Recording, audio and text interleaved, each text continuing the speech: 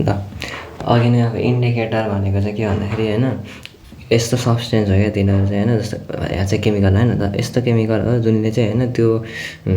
कुनै एउटा सब्स्टेन्स छ त्यसलाई चाहिँ अब एसिड हो कि बेस हो कि साल्ट हो भनेर चाहिँ पत्ता लगाउन सक्छ क्या न्युट्रल भनेको चाहिँ साल्ट हो है यहाँ एसिड हो कि बेस हो कि न्युट्रल छ भनेर चाहिँ आफ्नो कलर चेन्ज गर्छ क्या त्यस्तो सब्स्टेन्सले अनि त्यो चाहिँ इन्डिकेटर भन्छ बुझ्यौ अरु चाहिँ त्यति हो यो डेफिनेसन याद गर्नु पर्यो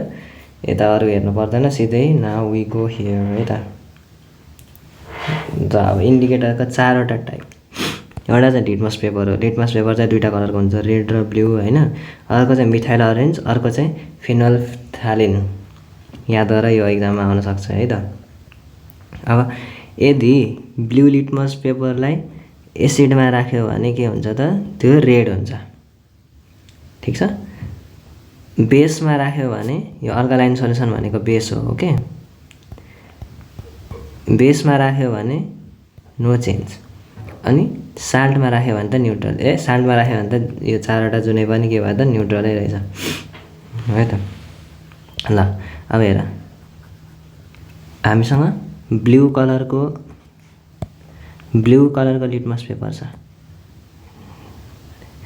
ल ब्लू त लाइट ब्लू पो रहेछ ल हामीसँग ब्लू कलरको सब्स्टेन्स छ लिभिड ल ब्लू कलर छ त्यो चाहिँ एसिडमा डुबायो भने के हुन्छ त त्यो blue colour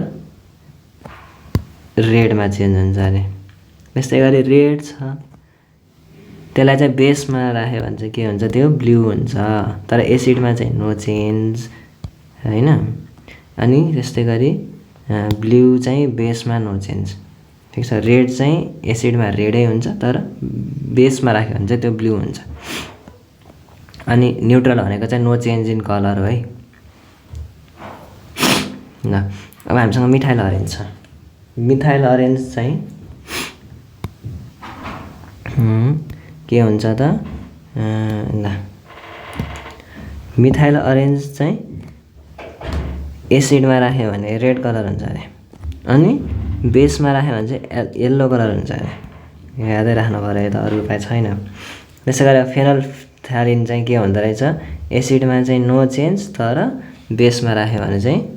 pink it's not pink बेसमा राख्यो भने चाहिँ पिङ्क हुन्छ अरे है त यो यादै गर्नुपर्छ यो आउँछ एक्जाममा ब्लू कलरको लिटमस पेपरलाई चाहिँ एसिडमा राख्यो भने के हुन्छ भने रेड हुन्छ तर बेसमा राख्यो भने ब्लू नै हुन्छ त्यस्तै गरी रेड कलरको लिटमस पेपर एसिडमा राख्यो भने के हुन्छ रेडै हुन्छ तर बेसमा राख्यो भने ब्लू हुन्छ अब हामीलाई चाहिँ मिथाइल अरेन्ज र फिनोल्फ्थालिन याद गर्नु पर्यो मिथाइल अरेन्ज चाहिँ एसिडमा राख्यो भने रेडै हुन्छ तर बेसमा राख्यो भने येल्लो हुन्छ अरेन्जबाट येल्लोमा कलर हुन्छ अनि फिनोल्फ्थालिन चाहिँ के हुन्छ त एसिडमा चाहिँ नो चेन्ज तर बेसमा राख्यो भने चाहिँ पिङ्क हुन्छ अरे यो सायद खै कुन कलर हुन्छ व्हाइटै कलर हुन्छ क्या वाटर कलर जस्तै हुन्छ जस्तो लाग्यो मलाई यति हो यो टेबल चाहिँ याद राखेर जानु पर्यो